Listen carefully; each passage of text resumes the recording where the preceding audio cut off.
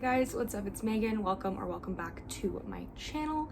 Today we're going to be talking about my October TBR.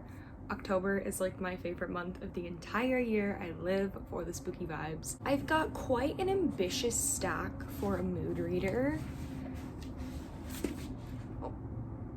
Let's hope the vibes are good this month and I can read all of these, but I am a mood reader, so there are some that are in the back of my mind that I want to buy and read because I'm really in the mood for them right now. So I will also share some of those with you guys at the end because I may end up reading some of those. You never know. So first on the list is Truly Devious by Maureen Johnson.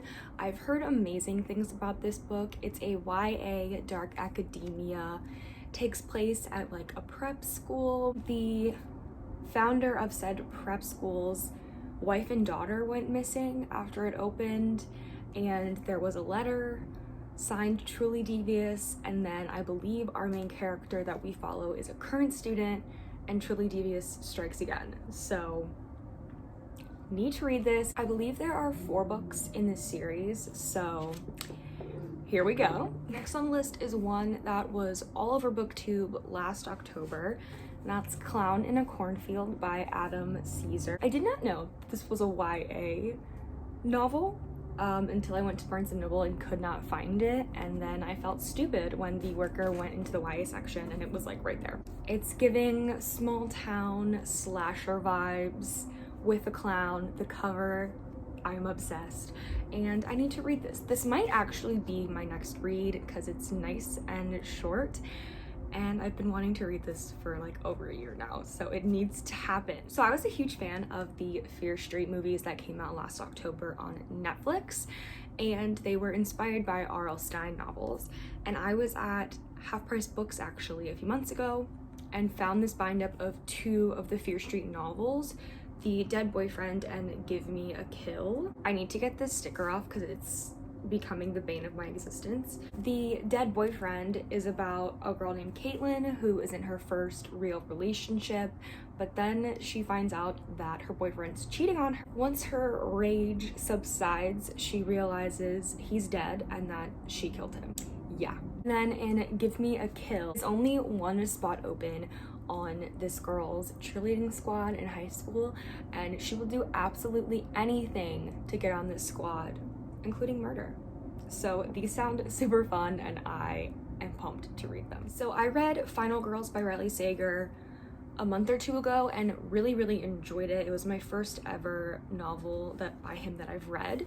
And so I had to pick up another one for October, and I got Survive the Night. I'm obsessed with this cover. So this follows Charlie, and she is carpooling with this guy named Josh from campus to their hometown for winter break, and she doesn't really know much about him, but they're from the same town and she wants a free ride home. Tensions are high because Charlie's best friend was recently brutally murdered by what everyone is calling the campus killer. Her best friend was his 3rd victim, and it turns out that Josh may just be the campus killer. We have a book of the month book. This was my pick for last month, and that's Killers of a Certain Age by Deanna Rayburn, and I'm obsessed with this cover.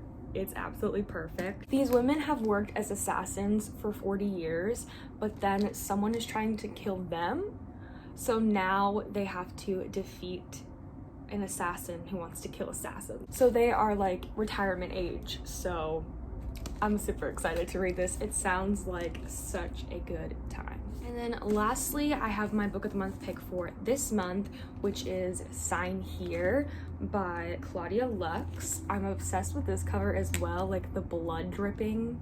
This one, all I know, I want to go in like kind of blind, is this guy works in literal hell and he's up for a promotion. And that was all I really needed to know to get this book in my possession. Those are all of the books on my TBR as of right now, but as I said, I'm a big mood reader, so let's chat about some books that I want to purchase. So this first one has been going around Book Talk and BookTube like non-stop recently, and that's Icebreaker. And this one is a reverse Grumpy Sunshine romance about a figure skater and a hockey player. They practice at the same rink, and then something happens to the figure skater's partner, and the hockey captain has to like fill in and be her partner.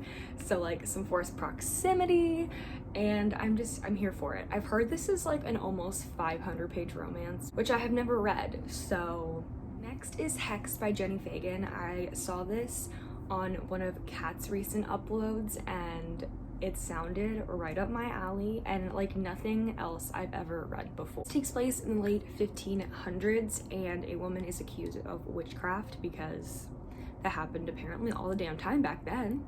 And then on her last night in prison before she is supposed to be hanged, she gets a mysterious visitor who is actually from the future and just has like a conversation with her about how women are treated in the future, so how women are being persecuted in the prisoner's time. And so this is supposed to be like just a really interesting short story, and it's at the top of my list. I also have heard everyone and their brother buying Love in the Time of Serial Killers.